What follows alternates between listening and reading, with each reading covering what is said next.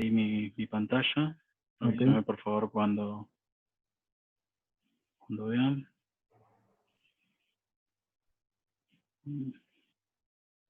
Tengo el permiso para poder compartir. A ver. Sí, sí. Sí. Sí. Tengo...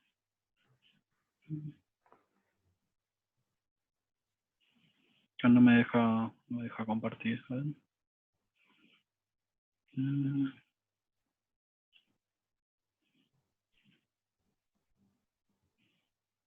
No, perdón. Me pide que habilite desde configuración. Ya lo habilito y... Ahí un momentito ya vuelvo. Ok. Bueno, y de paso aclaro que no se van a entrar en demasiados detalles técnicos en la charla, en la mayor parte de la charla. Sí, sobre el final, en el segmento de preguntas, que va a ser en torno a 15 minutos después de terminar la hora, sí van a poder hacer las preguntas con la profundidad técnica que quieran. Y bueno, esperemos que les sirva. Vamos a esperarlo, Federico. La idea es que si después ustedes se muestran interesados y les resulta útil estos conocimientos, hacer alguna especie de workshop o algún segmento práctico del tema para que puedan implementar algunas de estas soluciones. Ahora sí. Buenísimo. Buenísimo. Ahí me escuchan y ven mi pantalla, ¿ok? Sí, perfecto, Fede. Genial, buenísimo. Muchas gracias. Bien. Me presento, como bien me presentó ahí de bien, mi nombre es Federico Tacacho. Trabajo en Microsoft como Partner Technology Strategies. Dentro de Microsoft tenemos estos nombres raros a los roles. Y básicamente mi rol es poder ayudar a distintos tipos de socios de Microsoft, a poder tomar distintos tipos de capacidades en todo esto, lo que es el mundo de cloud. Cloud, hoy en día, y ahora vamos a hacer un breve repaso de todo esto, pero es desde la parte de Office 365, la parte del Office que se conocía, a sistemas de gestión, como también en su momento estaba Dynamics, y también ahora todo lo que es Azure como infraestructura o aplicaciones en lo que se llama justamente de nube. Así que la idea es hacer ahí un recorrido, un breve recorrido por todo esto, y desde ya cualquier duda, consulta, está mi correo ahí también, está mi Twitter, mi LinkedIn también, si quieren agregarme, es Petacacho. Pueden ir haciendo preguntas. Al final creo que vamos a tener ahí algunos minutos como para también, si quieren abrir algún micrófono y contar algún caso o preguntar algo, no hay ningún problema. Entonces, buenísimo. La idea de poder justamente hablar de cloud, de poder entender un poco qué es todo esto nuevo, es hablar de... Perdón, voy a silenciar, porque... no, ahí está. Perdón. Entonces, ahí cuando hablamos entonces de ir a un mundo digital o entender la parte de los distintos servicios que hoy en día están corriendo, es ya distintos tipos de metodologías, distintos tipos de métricas que se estaban utilizando o se estaban entendiéndose para poder justamente en tecnología decir que en 2020 se iba a estar llevando, o se va a estar llevando, mejor dicho, es 1 millón de dispositivos por hora trabajando, conectándose y activándose para cualquier tipo de servicio. Entonces, todo esto, ¿qué es lo que genera? Genera cómputo, genera logs, genera distintos tipos de servicio, y cuando hablamos de esto también es dónde se va a estar corriendo toda esa infraestructura, dónde se está corriendo todo este tipo de métricas y metodologías. Entonces, cuando hablamos de un 60 de cómputo en nube pública, pero vamos a decir que es justamente una nube pública también, es decir, bueno, se sabe que en un 2025 se estima que todo ese cómputo se va a estar corriendo en la nube pública. Nube pública vendría a ser nube o espacios donde tengo un usuario, una contraseña y me conecto para poder utilizar servicios. Una nube privada es alguien que yo le estoy pagando localmente para poder tener algunos servicios, que ahora vamos a ir viendo cuáles, pero dentro de un entorno totalmente customizado, dentro de un entorno totalmente administrado por esa persona o por esa empresa.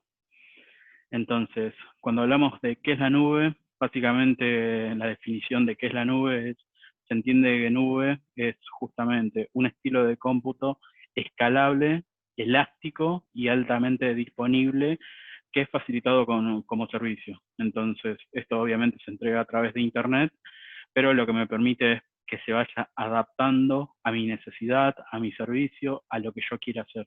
Entonces, como bien dice, es elástico porque podría entregar distintos tipos de factores, que ahora también lo vamos a ir viendo, y altamente disponible es que no se caiga nunca, que el servicio esté totalmente todo el tiempo funcionando y trabajando, y que cuando yo quiera acceder, directamente puedo acceder a este.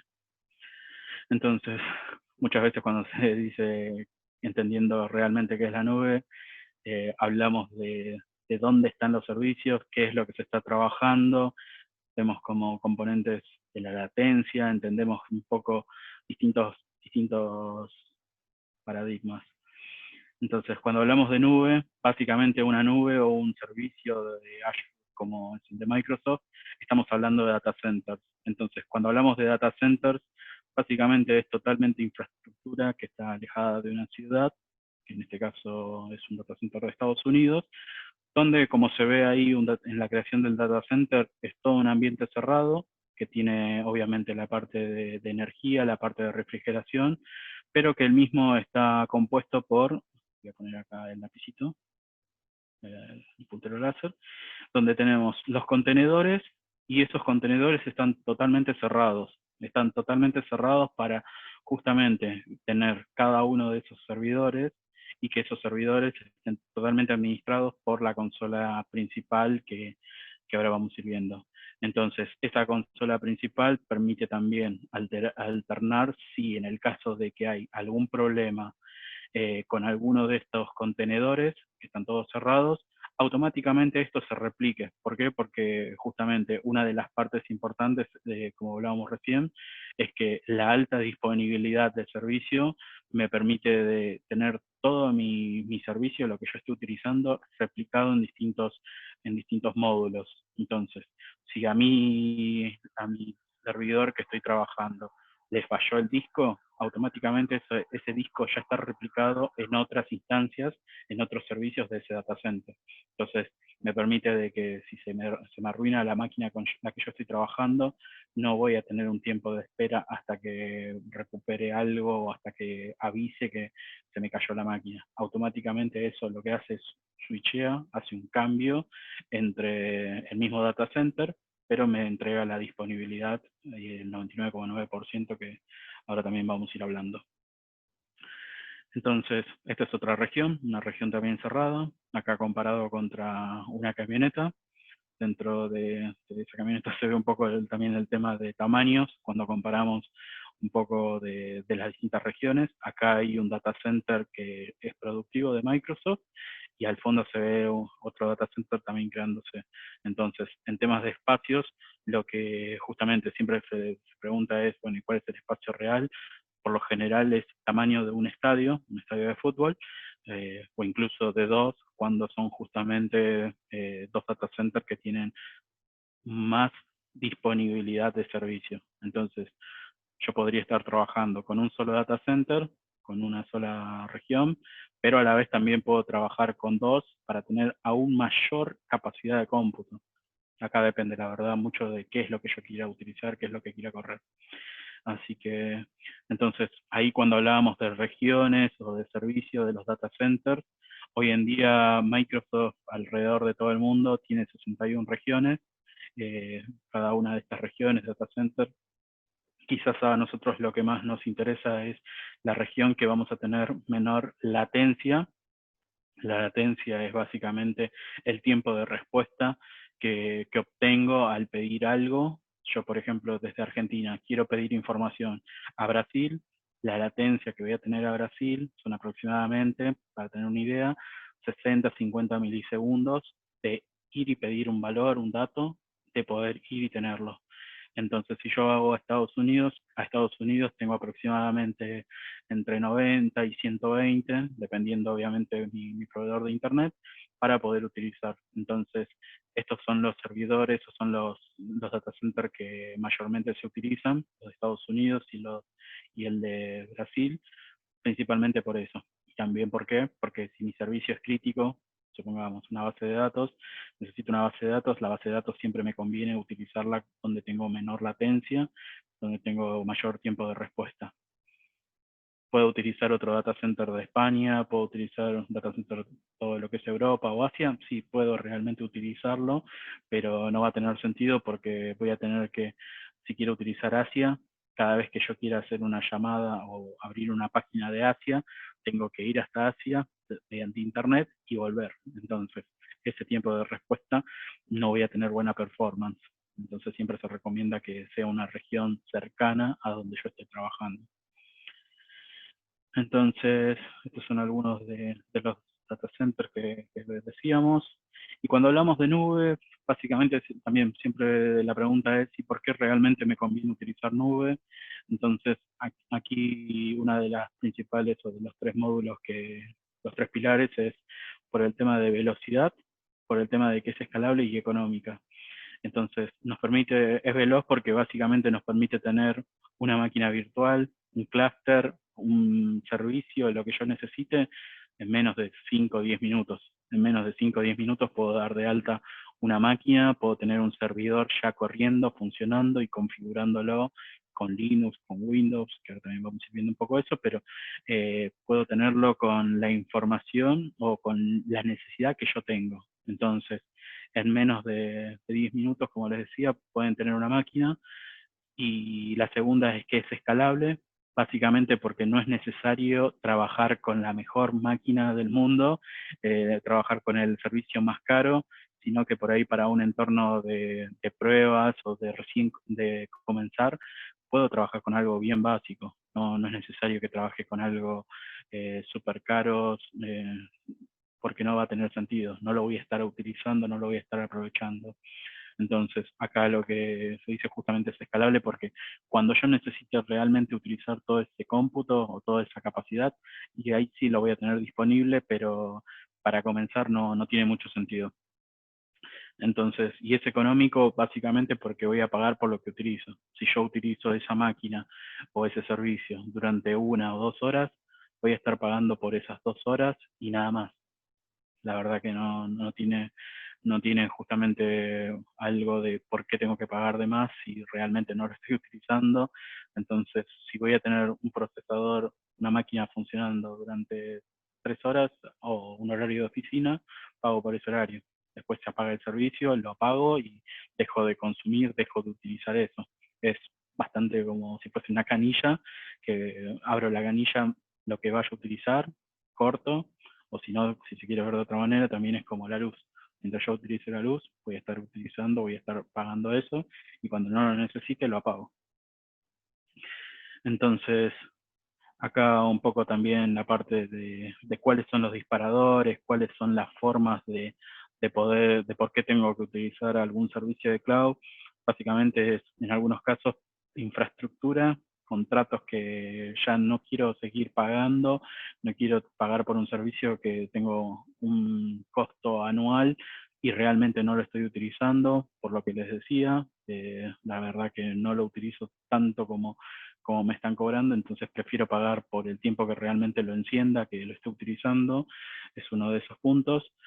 También por el tema de integrar, de la rapidez, lo que les decía, necesito una máquina que solamente utilice para 3 horas, listo, genero una máquina con Linux, una máquina con Windows, la uso las 3 horas, terminé mis pruebas, listo, la borro y dejo de pagar, dejo de utilizar el servicio, no es necesario.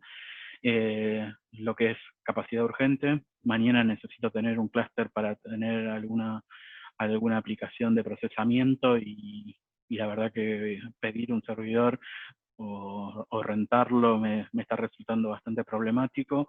Desde acá lo que puedo hacer es, como les decía, menos de 10 minutos levantar una máquina y ya tener el procesador, proceso de toda esa CPU listo para cuando lo necesite.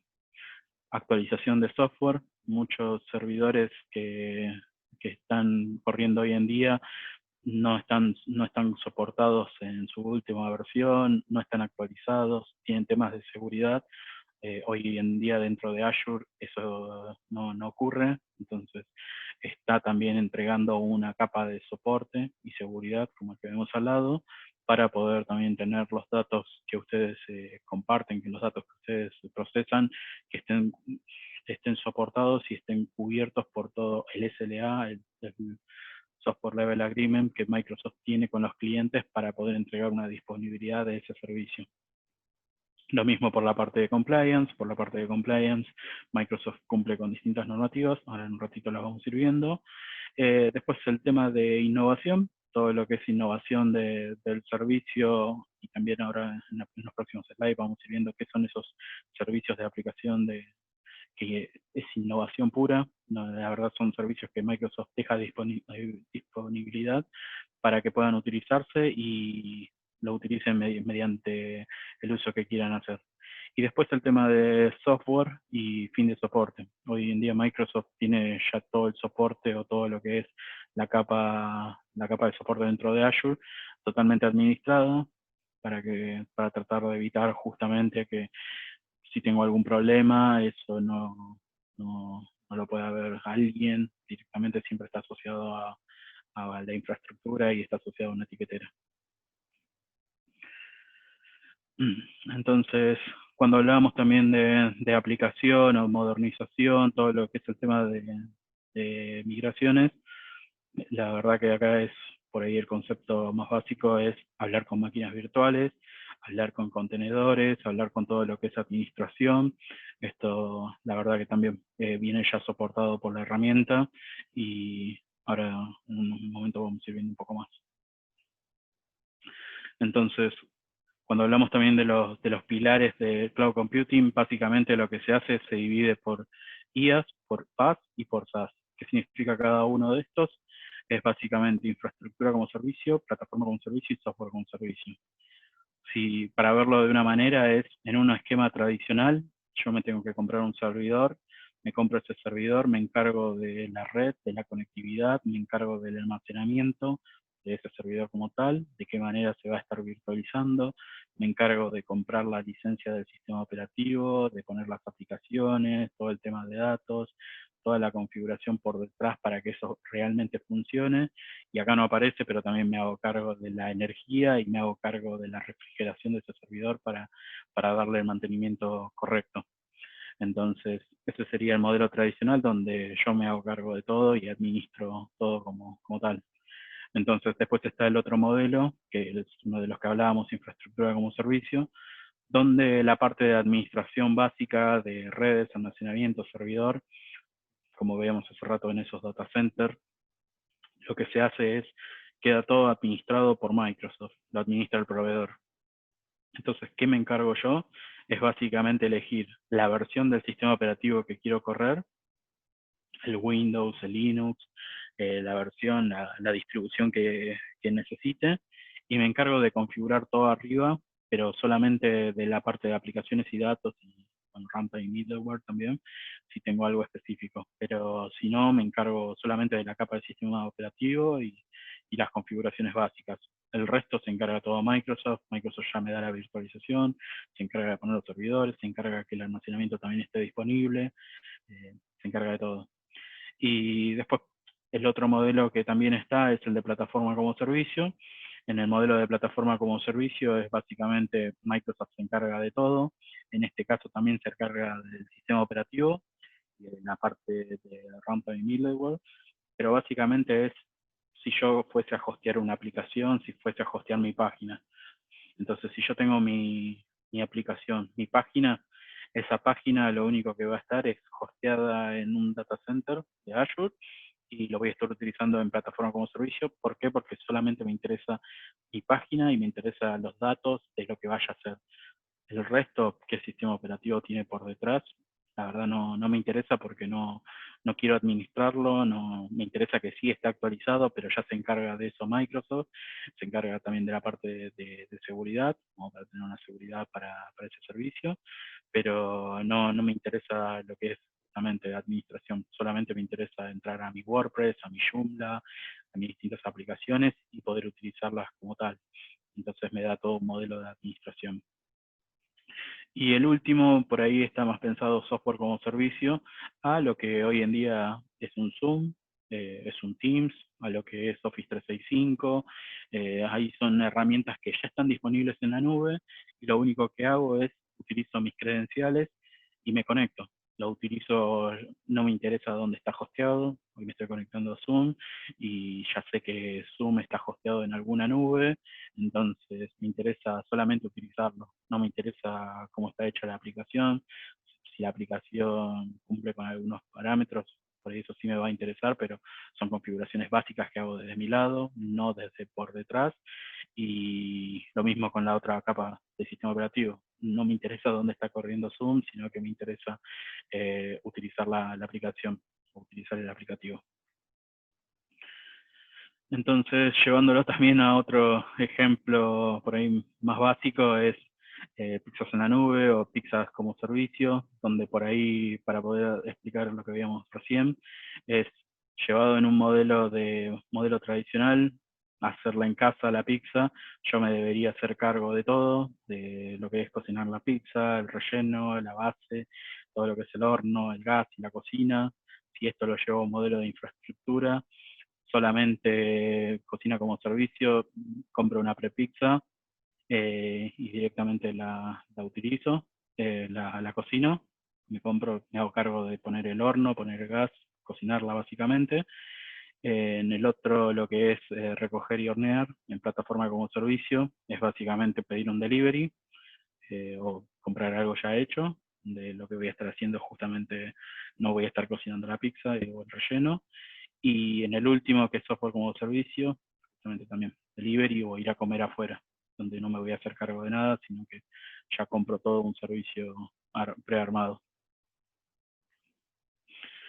Entonces, también cuando hablábamos del tema de economía, y nos ponemos a pensar un poco en lo que es la economía on-premise y la demanda, en el gráfico de tiempo y capacidad, acá lo que vamos a ir viendo es por ahí los recursos dedicados. Por lo general, cuando yo compro infraestructura o cuando armo una infraestructura para alguna aplicación, para un desarrollo propio, para mi economía, por lo general, siempre con el tiempo voy a ir aumentando. Es raro de que alguien compre cosas y después diga, no, la verdad que compré mucha memoria, voy a vender la mitad de la memoria porque no la estoy utilizando. Y no, la verdad que siempre voy a ir comprando de más para poder en un futuro poder estar a la altura. Entonces, ¿qué es lo que nos podemos encontrar? Que quizás este es un entorno bastante válido para lo que es este escenario de COVID, porque yo realmente puedo tener una aplicación que a principio de año estuvo iniciando, tuvo sus picos, pero después la verdad que si esa aplicación pierde clientes, pierde usuarios, voy a también a pagar recursos que no tienen sentido. Entonces, acá cuando empezamos a analizar, vemos que hay una barrera de innovación. ¿Por qué? Porque fui comprando bastante hardware para estar acorde a la necesidad. Voy a tener un desperdicio, porque realmente de lo que hoy estoy utilizando, que es esta línea morada, violeta, no estoy utilizando todo lo que compré.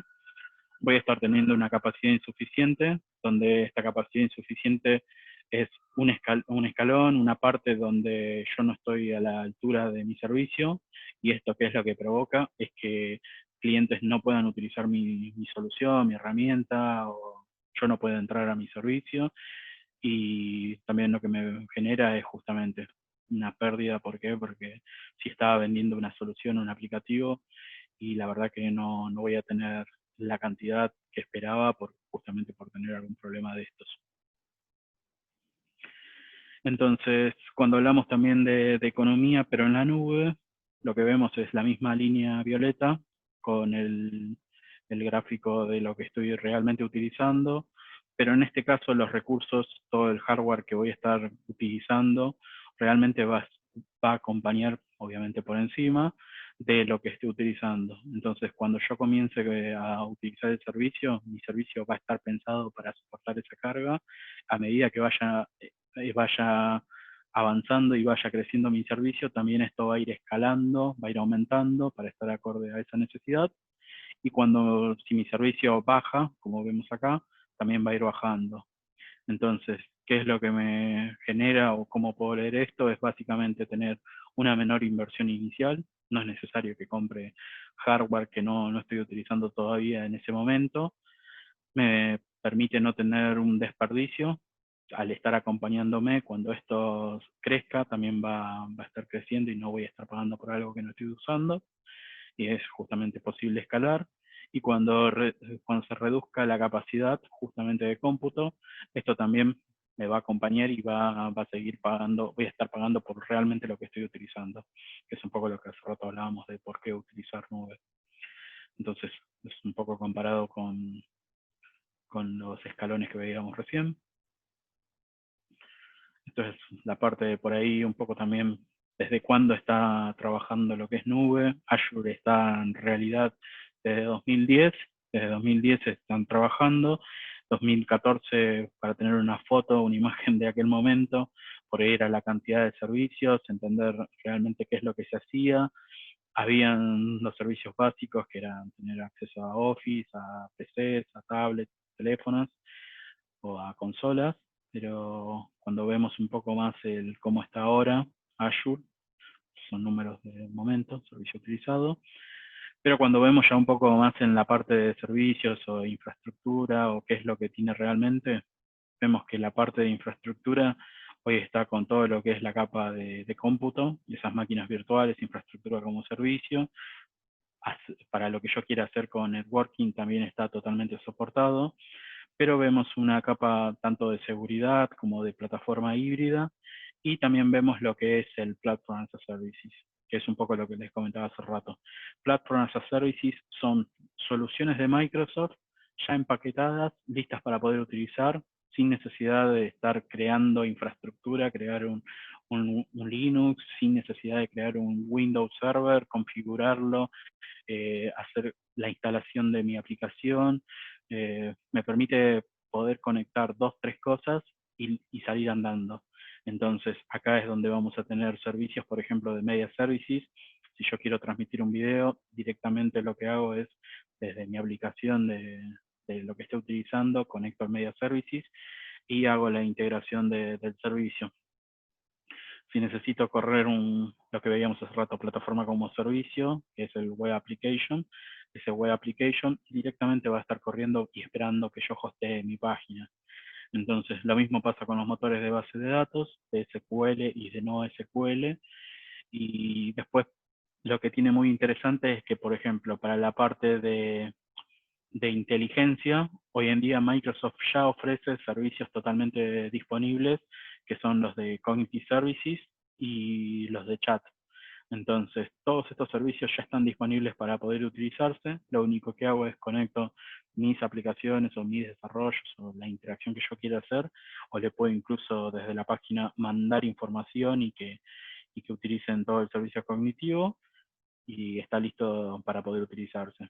Si necesito tener algo más avanzado de crear algoritmo de machine learning, algo de analítica o IoT, también lo tengo disponible como para solamente conectarlos. Entonces necesito crear mis algoritmos de machine learning, tengo mis aplicaciones de machine learning para poder utilizarlo desde la nube.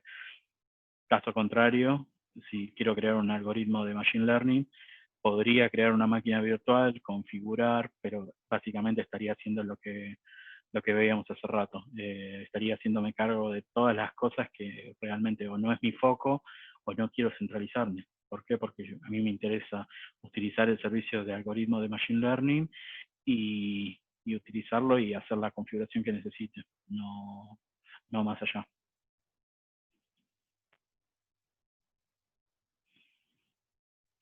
Entonces, esto también, como les decía,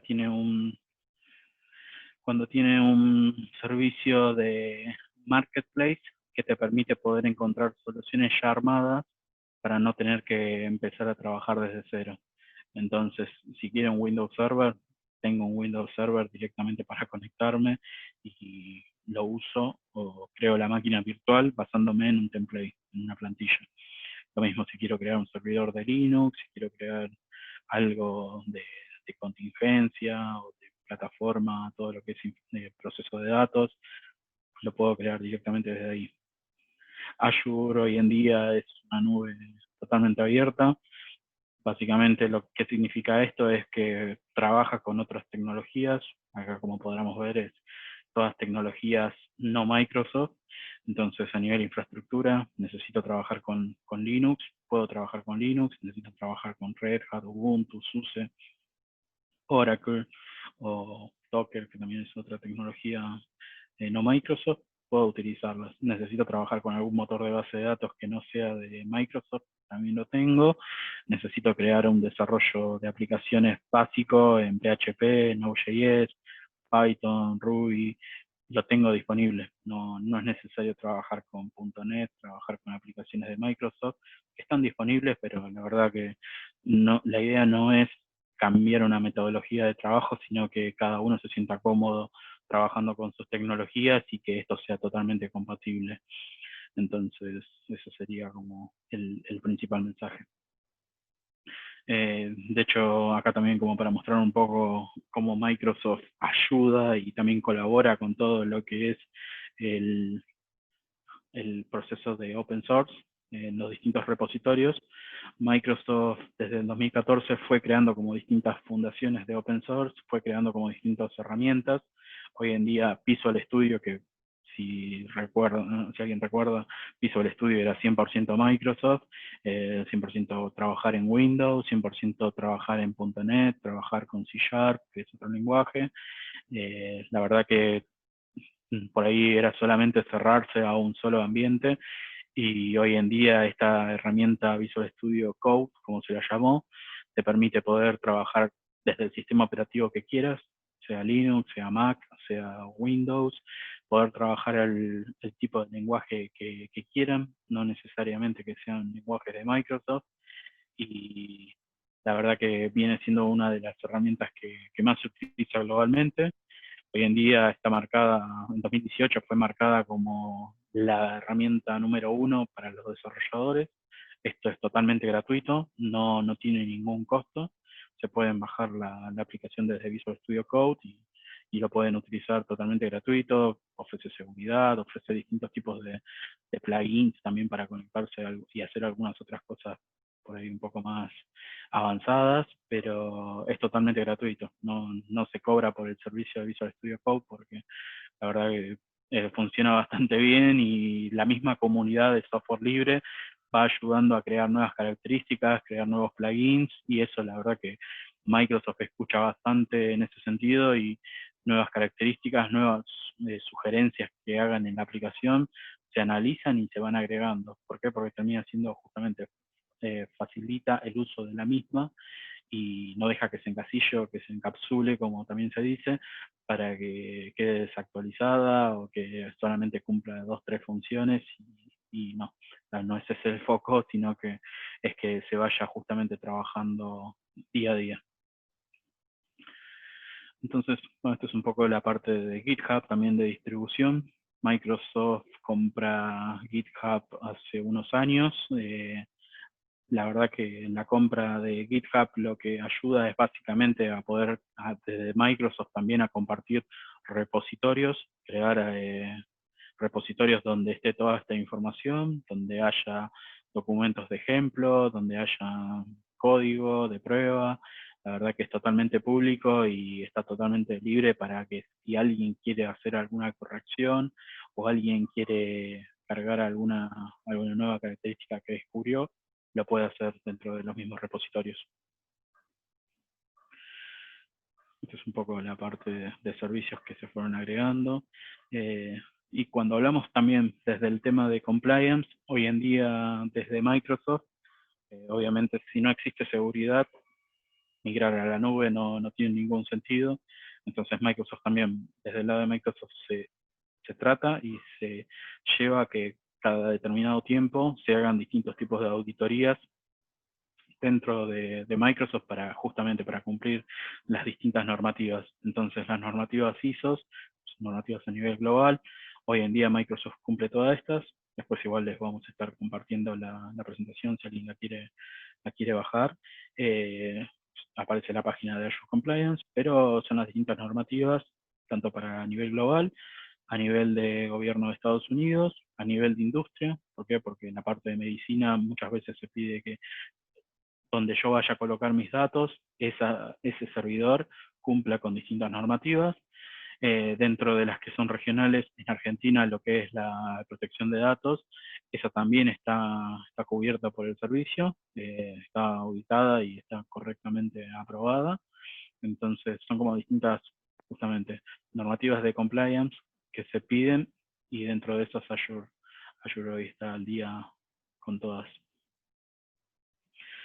Bueno, esto es un poco la parte de máquinas virtuales. Cuando hablamos de máquinas virtuales, y lo que hablábamos también al principio, es tener un sabor, tener una máquina virtual que me permita poder utilizar lo que realmente necesito. Entonces, si yo voy a estar haciendo algunas cosas de prueba, y la verdad que para algunas cosas de prueba puedo utilizar entornos de desarrollo y testing para poder tener características básicas y poder justamente hacer mi entorno de prueba de 2-3 horas, que acá como vemos están pues en precio en dólares, pero aproximadamente lo que te dice es que podés estar gastando 0,44 centavos de dólar durante una hora, dependiendo obviamente la cantidad de máquina que quieran, pero es bastante introductorio. Entonces, al ser bastante introductorio, me permite poder tener esa característica. Si después quiero crecer a otra máquina un poco más grande, entonces ahí ya tengo por ahí máquinas con disco, con memoria, con mayor memoria, con discos en lugar de ser mecánicos, que sean de estado sólido. Y algo que también van a notar acá es como que a veces en estas máquinas Azure compite entre sí por el tema de precios. Entonces acá, por ejemplo, es 0,44 para una máquina de desarrollo de pruebas, que realmente la estaré utilizando poco tiempo, pero para un entorno productivo, un entorno que realmente voy a estar utilizando todo el tiempo, quizás es más competitivo entre Microsoft mismo y te lo deja 0,30 centavos. Entonces, también acá lo que vamos a ir viendo es que, por ejemplo, hay otras máquinas que por ahí están más pensadas para hacer todo lo que es trabajo intensivo, cómputo intensivo, gaming, analítica, necesito hacer un rendering, todo ese tipo de procesamiento lo puedo ir haciendo con estas máquinas. Y lo mismo, la verdad que puedo estar trabajando con esta máquina, que vale 0,27 centavos de dólar, pero por ahí esta máquina la necesito una vez al día, 2 horas, y después puedo ir haciendo el cambio para una máquina propósito general, o puedo ir teniendo un entorno de desarrollo. Ahí la verdad que puedo ir saltando a cada uno. Y lo otro que les decía es, hay máquinas que realmente son grandísimas para correr entornos ultra pesados, como un entorno SAP, por ejemplo, o entornos de procesamiento gráfico muy pesado. Entonces, esas máquinas también las tengo disponibles, pero quizás no necesito, cuando comience, no necesito esta máquina virtual porque por ahí puedo estar recién comenzando, y quizás con lo que tengo acá, con una serie D o una serie F, es más que suficiente. Entonces, por ahí no tiene sentido ir directa con esta serie G o las que están adelante, y me conviene trabajar con algo bien básico. Entonces, como les decía también, la parte de máquinas virtuales, que es lo que me permite, es poder decidir si quiero trabajar con Ubuntu, con Red Hat, con Windows, con SUSE, poder utilizar múltiples tamaños de la máquina, o utilizar una imagen de la galería, que es básicamente una imagen de Windows 10, una imagen de Windows 7, una imagen de Windows 8, de Windows 2019 Server, una imagen de Ubuntu, una imagen de SUSE. Entonces directamente tengo una galería lista para poder utilizar y configurar. Esto como para hacer ahí un breve resumen también de otras empresas, de otras marcas que hoy en día trabajan con nosotros. Vemos que, por ejemplo, aparece SAP, aparece Oracle, son otras empresas que también tienen sus propias soluciones dentro de nuestro catálogo, dentro de nuestro marketplace, que básicamente lo que permite es poder integrarse y poder empezar a trabajar en nube, ya que muchas de estas empresas no tienen su propia nube, sino que lo que hacen es utilizan sus soluciones de backup, sus soluciones de base de datos en proveedores de nube, en este caso Azure, por ejemplo. Entonces, acá también para mostrarles un poco, quizás en la parte de procesamiento, es si yo tengo alguna máquina virtual que tengo hoy en día en mi servidor, en todo lo que nosotros llamamos on-premise o dentro de casa, puedo migrar máquinas virtuales hacia la nube, hacia Azure, sea una máquina de Windows, sea una máquina de Linux, y si en algún momento quiero bajar máquinas, también lo puedo hacer. Estar en la nube no me está obligando a estar siempre en la nube y que cuando yo me quiera bajar no pueda hacerlo. Yo puedo ir y volver las veces que quiera, puedo hacer una integración híbrida. Una integración híbrida sería que tenga algún servicio de acá que esté trabajando con la nube, pero que también si llego a tener algún problema de conexión o algo, que siga trabajando de manera local. Entonces, es un poco ahí la parte de servicios. Y también, si estoy trabajando en Azure y después, por alguna razón, decido trabajar con otro service provider o como lo llamamos, otro proveedor de nube, la verdad que también podría llevarme mis máquinas hacia otra nube o traerme otras máquinas de otra nube. Eso es bastante abierto, no tenemos una política de estás con nosotros y no podés sacar nada, es totalmente abierto, pueden hacer lo que quieran, pueden llevarse los servicios como gusten. La parte del escalado, que es un poco lo que les comentaba, el escalado que les comentaba al principio es básicamente, tengo una instancia, tengo mi servicio y resulta que quiero tener lo mismo pero replicado para que soporte más cantidad de gente, lo puedo hacer y me copia. Por ejemplo, yo tengo mi página web, está acompañado de distintos servicios, una base de datos o algo. Cuando hago la copia, realmente lo que estoy haciendo es habilitar una nueva o disponibilizando una nueva instancia con lo mismo para que mis usuarios puedan conectarse y puedan trabajar de la misma manera. Cuando no tenga más la capacidad esa, porque supongamos tengo 2.000 personas, en una instancia entran 1.000 y en la segunda entran otras 1.000, pero cuando las 1.000 de acá de la segunda se van, automáticamente lo que puedo hacer es elimino esta instancia y sigo trabajando con la primera. Esto es lo que decíamos de escalado, de poder avanzar y que se adapte a mi necesidad. Acá una de las opciones también que estábamos revisando es, les voy a compartir el video, es la película Metegol, la película de Campanella, que básicamente lo que se estuvo trabajando con todo el equipo de Metegol cuando se hizo la película fue con el tema de renderizado del video, de las imágenes. Entonces, básicamente lo que se necesitó es poder crear distintos tipos de nodos en el resto del mundo, en un total de 1.545 máquinas virtuales, para renderizar todo ese cómputo de video que había que hacerlo. ¿Cuál era el problema? La capacidad de cómputo que tenían de manera local, en un data center de uno de los proveedores de Internet, no era suficiente para renderizar, para poder utilizar esto. Entonces, como les mostraba, hay máquinas virtuales que son especiales para renderizado. Obviamente, ¿qué es lo que decían desde la película? Es, prefiero utilizar esto, que puedo hacer el renderizado, pago por el tiempo que estoy haciendo el renderizado, y una vez que lo termine, apago, elimino la máquina y dejo de utilizar. ¿Cuál era, si no, la otra solución? Era comprar todo el hardware, pero terminaba la película y yo me quedé con ese hardware. Que quizás cuando avance y haga otra película, quizás ese hardware ya me quede viejo.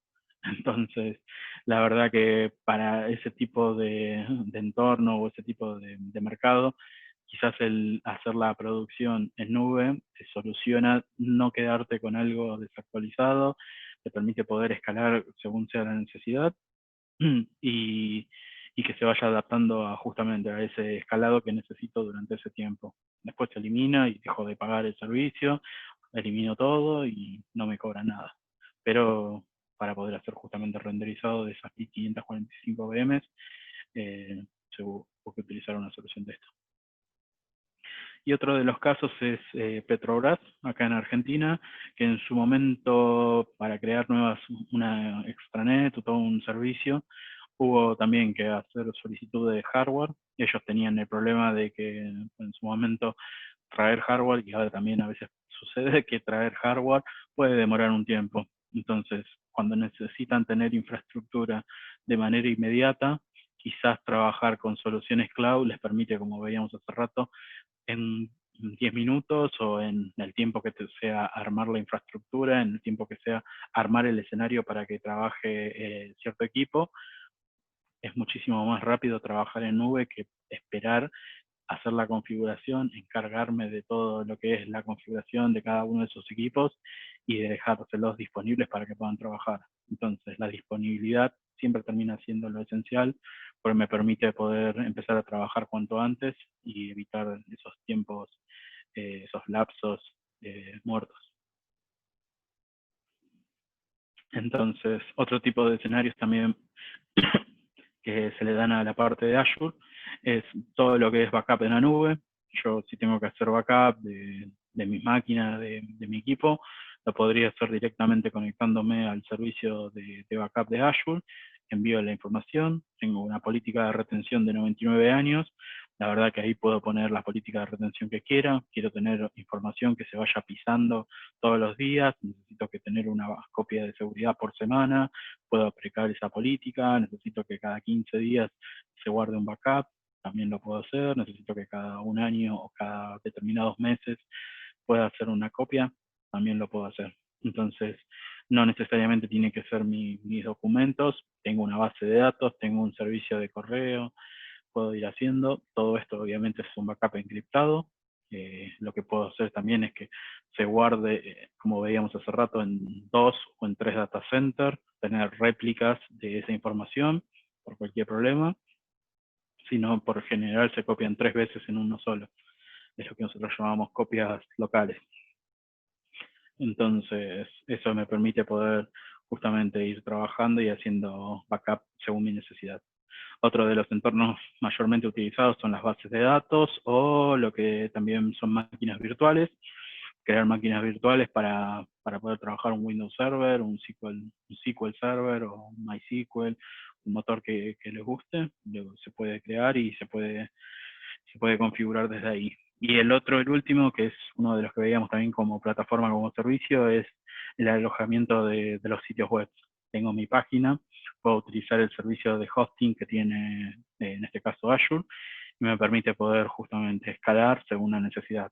Tengo un hosting y recién estoy empezando en una etapa de desarrollo, pago por un hosting, pero en una etapa de desarrollo que me va a salir muchísimo más barato que una carga productiva con un sitio a nivel global, que también lo puedo cargar, pero no es necesario para una etapa que recién comienza.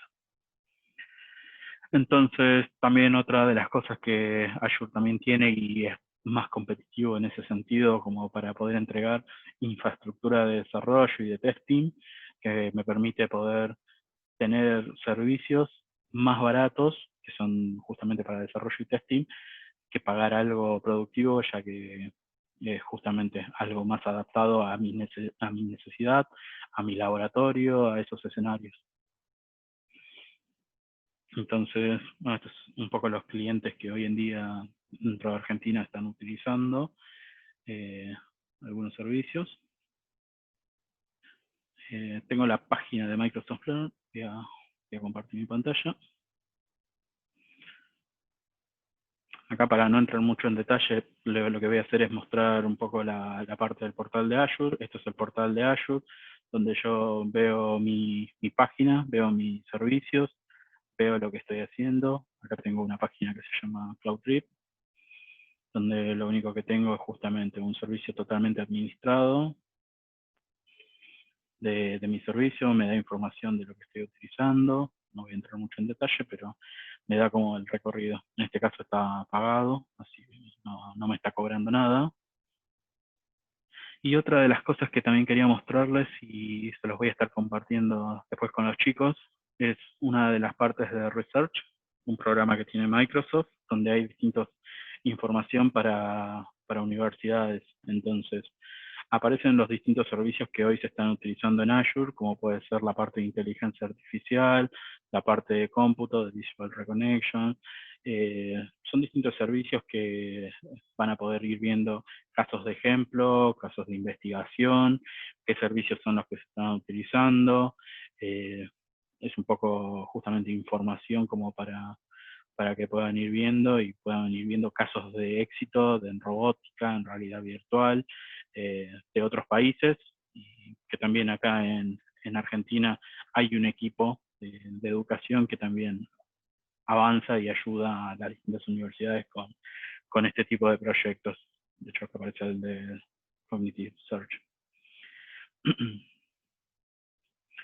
Y lo otro que tenía, antes de pasar a las preguntas, es, también estaba hablando ahí con los chicos, con Demian, justamente una parte que es Azure para estudiantes. Pueden tener $100 con una suscripción del .edu, que les permite poder tener acceso a la plataforma y poder utilizar todas las herramientas gratuitamente.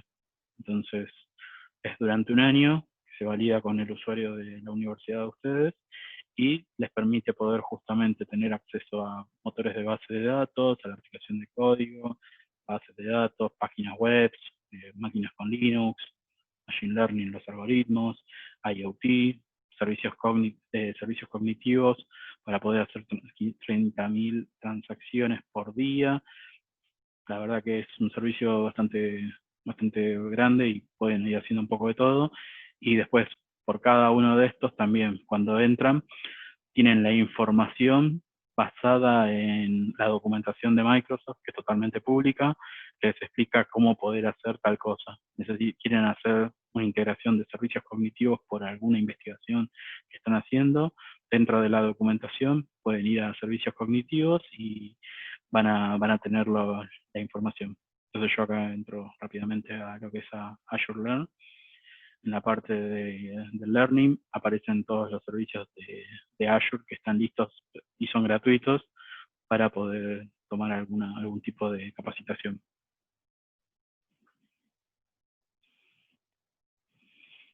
Ahí, Demian, no sé si hay dudas, preguntas.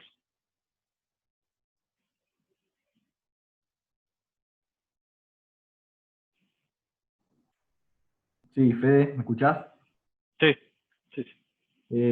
Sí, bueno, antes que nada, muy buena la presentación, me pareció muy clara, muy precisa en algunos conceptos. Ya vamos a indagar un poco más en herramientas puntuales, seguramente en las preguntas o en una segunda charla. Hay algunas preguntas interesantes en el chat y otras que fueron surgiendo también, que me fueron mandando los chicos. Si querés, arrancamos a responderlas y lo vamos charlando. Sí. Vamos a empezar de abajo para arriba. Ahí la última pregunta que dejó Fernán, no sé si la lees ahí en el chat. Pregunta cómo es el sistema de cobro para los servicios de Machine Learning.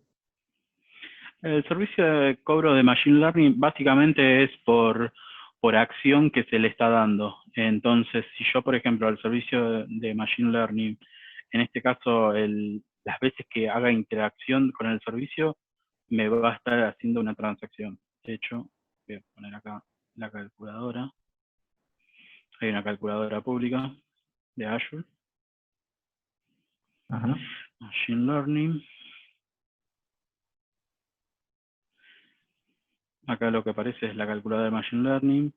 Podemos ver que hay un plan básico. La verdad que acá depende igual de un poco si voy a tener los $100 esos gratuitos, son las capacidades. Entonces, en el módulo de Machine Learning, como les dije, pueden tener instancias de servicios muy baratos, de 2 virtual CPUs, una instancia que está corriendo y está procesando todo el tiempo, dependiendo de la hora de uso. ¿Por qué? Porque va a ser por hora. Entonces, si yo voy a tener 3 horas o 5 horas, para dar un tiempo ahí, 5 horas por día son 0,21 centavos de dólar en un servicio básico sobre Machine Learning. Okay. Entonces, es cómputo que estoy utilizando. Fernán, no sé si te quedó clara la respuesta, si querés que abramos micrófono. No, clarísima, muchas gracias. Ok. Vamos a la pregunta siguiente. Acá Rubén pregunta cómo está la situación respecto a la legislación en Argentina de empresas o instituciones o cualquier cliente de un servicio cloud al estar alojando datos y estar procesando fuera del país y después como trayendo los datos otra vez. O sea, los datos de la empresa estarían alojados, supongamos que estamos contratando almacenamiento cloud y tenemos el backup en Brasil. ¿Cómo está funcionando? La verdad que acá en Argentina tenemos varios clientes trabajando todo lo que es nube. Tenemos clientes de banca, como también para darte ahí información, más que nada pensando, banca siempre es el que tiene muchas legislaciones porque quizás el entorno es un poco viejo en el sentido de que tiene muchas normativas que no nació con cloud. Entonces, hay algunos casos que por ahí sí te piden mucha información. Hoy en día, por eso parte de la parte de servicios dentro de Azure está soportado para banca, cumpliendo con todas esas normativas. Y obviamente ahí dentro de Microsoft también tenemos distintas áreas de industria que trabajan ayudando a este tipo de clientes por cualquier problema o ayuda que necesiten de nuestro lado. No hay ningún inconveniente con todo lo que es educación o con todo lo que es también la parte de salud. Tenemos clientes trabajando y la verdad que utilizan Brasil, lo utilizan en Estados Unidos, la información, la verdad que se puede aplicar distintas políticas de seguridad, distintas normas para que se cumplan, eh, en el sentido también de entregar seguridad para la información que viaja, crear VPNs, segurizar todo lo que necesiten, pero es totalmente, justamente, avalado también por la tecnología y por el resto de organizaciones que ya lo están haciendo. Ok, buenísimo. Rubén, no sé si está clara la respuesta. Sí, sí, correcto. Muy claro. Muchas gracias. Buenísimo. Otra pregunta que había por acá y que también tomo parte es ¿qué herramientas cognitivas hay disponibles a partir de ya, Fede? O sea, entrando uno con su cuenta .edu, ¿qué herramientas de Analytics o de IoT están disponibles como para Sí. usar inmediatamente? De IoT o de servicios cognitivos están todos los de inteligencia artificial y machine learning, que justamente es lo de Face. Y de IoT es el dispositivo que vos tengas, lo conectás al servicio de IoT Hub. Entonces, cuando entramos acá a la página de Azure, azure.com o azure.microsoft.com, hay una parte donde pueden justamente ir viendo servicios de IoT, donde te dice qué son esos servicios de IoT. Entonces, lo mismo hay para la parte de cómputo. Entrando ahí. Sí. Entonces, para la parte de cómputo, Mixed Reality, aparecen todos los que servicios de indexación para este tipo de cosas. Voy a entrar acá. Entonces acá, por ejemplo, en lo de IoT, me da toda la información de IoT, de los servicios, cómo se implementan, cómo es el servicio, cómo es la capa de seguridad. Eso es algo que van a ver en toda la página de Azure, que habla de seguridad sobre el mismo servicio y también la parte de pricing. Y aparecen también algunos casos de distintas economías, de distintos ámbitos que influye dónde están utilizando, o algunas notas. Ok, pero si yo quiero usar una herramienta, no sé, de inteligencia artificial en una base de datos que yo tengo en forma local en mi computadora, puedo, más allá de que ya sé que los datos van a subir, obviamente, para ser procesados. Sí. ¿Esas herramientas están disponibles con una cuenta? Sí. De hecho, cuando ustedes van a crear, acá lo estoy mostrando directamente desde el portal. Cuando voy a crear el servicio cognitivo, exacto, dentro del portal que ustedes acceden con la cuenta de educación, aparecen los servicios cognitivos que están disponibles. Entonces yo acá, por ejemplo, le digo Machine Learning, ok, Machine Learning, voy a utilizar el servicio de Machine Learning y lo voy a crear dentro de mi suscripción de estudiantes. Entonces acá yo le estoy dando la suscripción y le digo que se cree acá y me va a decir, bueno, cuál es el plan, si es gratuito, si es básico, si es un plan Enterprise, me va a dar la solución más básica. y después a partir de ahí ya voy a empezar a trabajarlo. De hecho, ¿no? Por eso, una vez que ya tengo ahí el servicio, directamente voy a hacer la conexión al mismo. Acá yo no lo completé, pero sí. Ok, o sea, yo teniendo una base de datos local en mi computadora, puedo subirla y trabajarla. Sí, sí, sí. Ok, bien. Fernán también nos preguntaba un poco más arriba si a los contenedores los considerás infraestructura o plataforma y cuál es la diferencia con una máquina virtual, un contenedor con una máquina virtual. Sí. Yo lo considero un mix entre justamente infraestructura y plataforma, principalmente porque hay que hacer una administración de sistema operativo, de actualización. La principal diferencia es el tiempo de respuesta. Ahí es, si yo tengo que levantar, supongamos, 15 o 100 máquinas, 100 máquinas virtuales, esas máquinas virtuales todas tienen un tiempo de 1 minuto y medio para encender, o menos.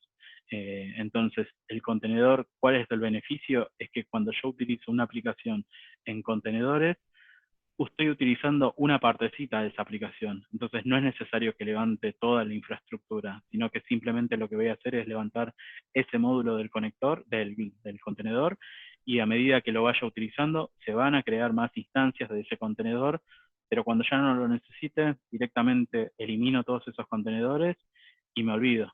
En cambio, en el otro modelo, también voy a eliminar las máquinas, pero estoy levantando mucha capacidad de cómputo que no es necesaria. Voy a estar levantando sistemas operativos que quizás no son necesarios, porque solamente me interesa la aplicación. Entonces, el modelo de contenedores es un mix justamente entre ambos, pero está más orientado a ser un plataforma como servicio. Ok. Bien, esa pregunta era de Fernán. No sé si está ok, Fernán.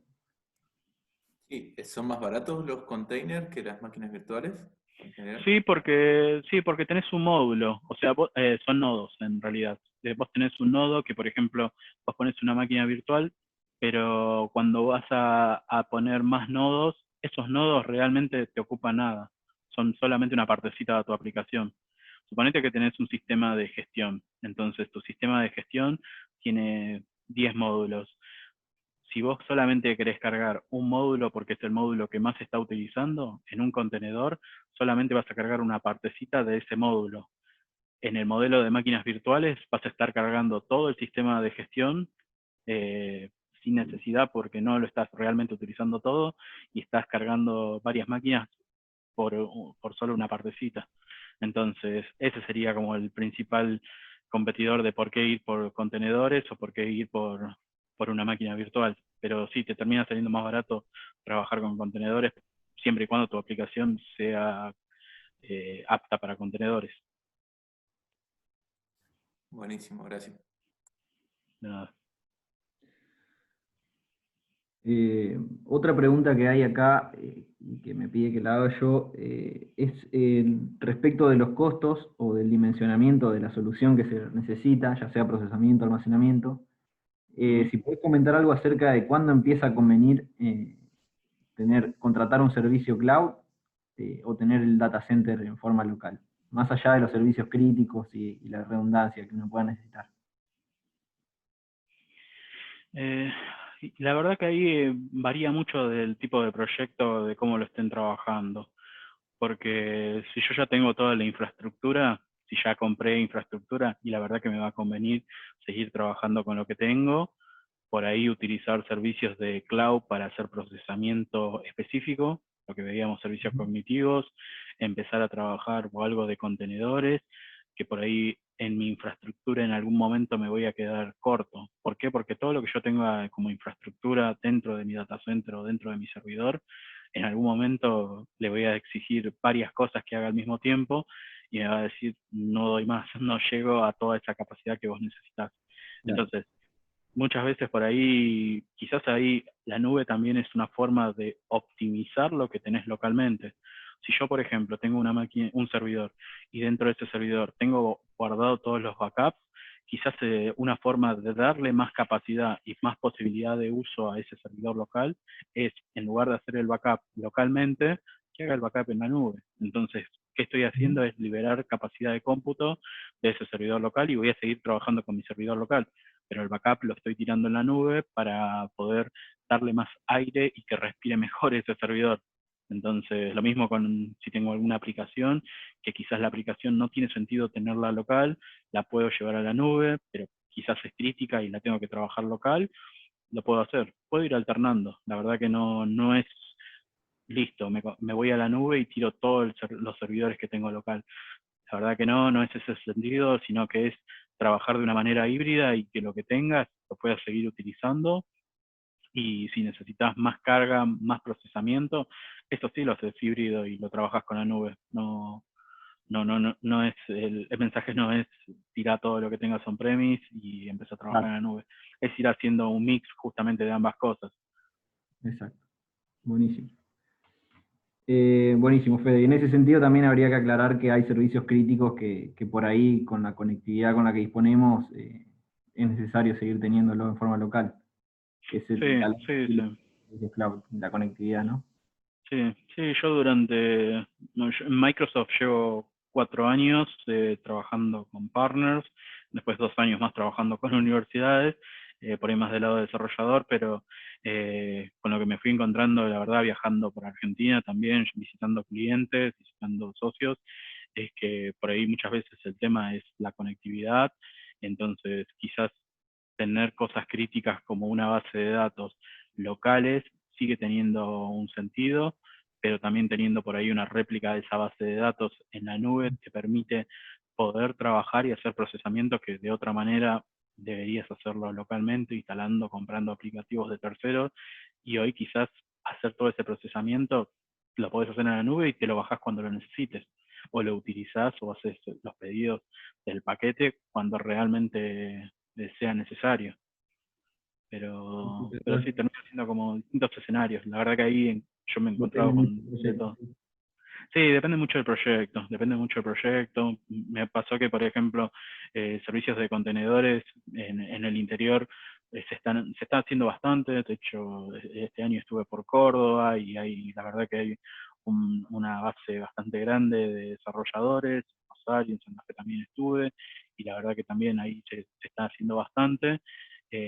Y noté que por ahí el principal, en algunos casos en startups, termina siendo de, ok, tengo que comprar infraestructura, tengo acceso a algún servicio, algún programa de estos de Microsoft, para estudiantes hay, para startups también hay distintos planes como para ayudarlos en el desarrollo, y la verdad que son servicios que muchas veces, como les decía, no necesariamente tengo que pagar por el servicio más caro, siendo que para hacer pruebas de concepto o empezar con un gratuito es más que suficiente. Claro, tal cual. Bueno, y como última pregunta, Fede, es una pregunta bastante terrenal, pero a la vez estratégica, que es la cuestión de cuán lejos ves el paradigma de tener que cada uno de nosotros no tenga una computadora personal de $1000 con un procesador súper potente, sino que simplemente tenga un cliente con una interfase y que tenga todo el procesamiento en la nube y, y bueno, y que las tareas cotidianas las hagamos en forma cloud. Claro. No, si me hablabas antes del COVID, quizás te decía que lo veía un poco lejano. Hoy con todo esto de COVID, muchas empresas, y soy totalmente sincero, en Argentina, muchísimas empresas tuvieron que salir a buscar soluciones de escritorios virtuales, escritorios remotos, tener lo mismo que tenían una computadora de escritorio en las oficinas, a tenerlo en nube, y desde ese lado, dentro de Azure nosotros también ofrecemos servicios de virtualización para esos entornos, pero quizás ahí lo que principalmente predomina es también el tema de la seguridad, por todo lo que estuvimos hablando, de normativas, es seguro realmente ir a la nube. Entonces, desde nuestro lado también siempre el mensaje de seguridad está, porque si no, la verdad que llevar una aplicación con datos privados y críticos hacia la nube no tiene ningún sentido. Entonces, desde nuestro lado también, cuando hablamos de escenarios de migración, es también como tener un apartado exclusivo de, hablemos también de la seguridad, de cómo se pueden agregar. Muchas de estas soluciones ya vienen con sistemas de logs, vienen con sistemas de autenticación, con VPNs, con sistemas justamente para que el cliente se quede tranquilo. Pero también después hay cosas que por ahí, como decíamos, por ahí para un entorno de desarrollo, está bien, no tenés toda la capa de seguridad que deberías tener con un entorno productivo, pero ahí depende un poco también de, bueno, de qué manera estoy segurizando mis datos. Pero no, la verdad que lo veo, el paradigma justamente de trabajar con un escritorio remoto avanzó bastante rápido, y quizás es un poco lo que también se decía cuando comenzó el COVID, que la verdadera transformación digital, que por ahí era la que estaba costando en muchas empresas, se vio adelantada bastante tiempo en estos meses. Entonces, la verdad que hoy se viene trabajando bastante con escritorios virtuales, poder tener procesamiento en un equipo y utilizarlo durante ese lapso, y que cuando terminé de hacer eso, apagarlo, eliminarlo y borrarlo para que no me cobre y para no poder utilizarlo y que no me esté facturando. La verdad que eso se viene utilizando bastante seguido y a bastante gran escala. Hay una escala bastante grande de servicios. Buenísimo, Fede. Bueno, con eso cerramos las preguntas. Te vamos a dar un aplauso ahora, si quieren todos, abrimos micrófono. Bien.